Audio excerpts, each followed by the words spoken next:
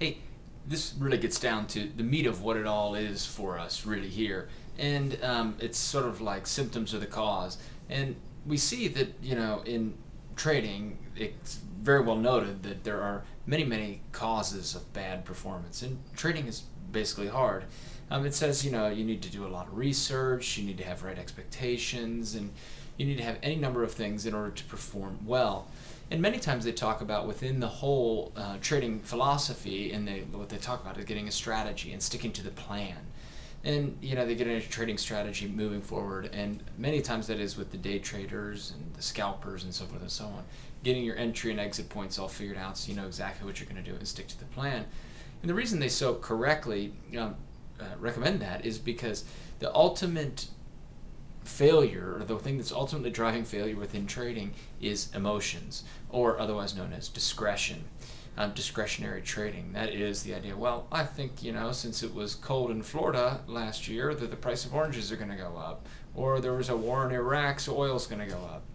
And, much of this gets into fundamental analysis, and fundamental analysis regarding the whole fundamentals of it, and the two camps between fundamental and technical analysis. But outside of those two, there is the basic problem of emotions that are within trading. And this really gets down to what we're doing is we're trying to use a systematic approach to trading in order to take the emotions out of the equation.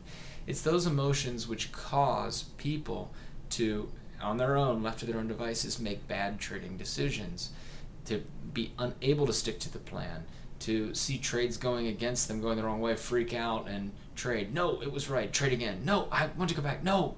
And they trade back and forth, and really they trade themselves to death in terms of what they're trying to do, and wind up losing a lot of money in the process.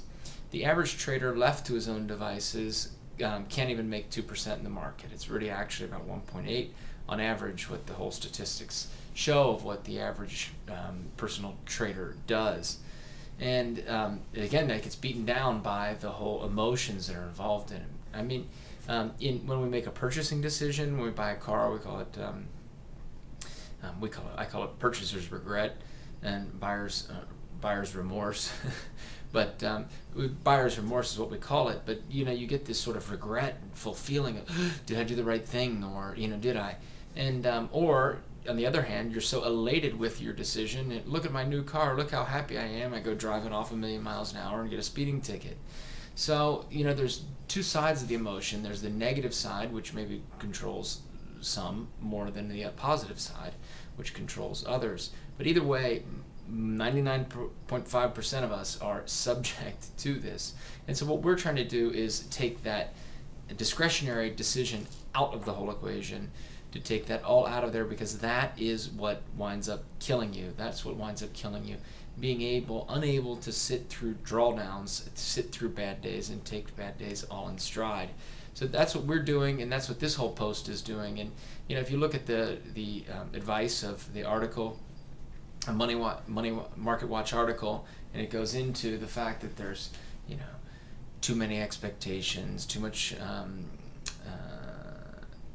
just too much. Hang on, what are they? Just real quick.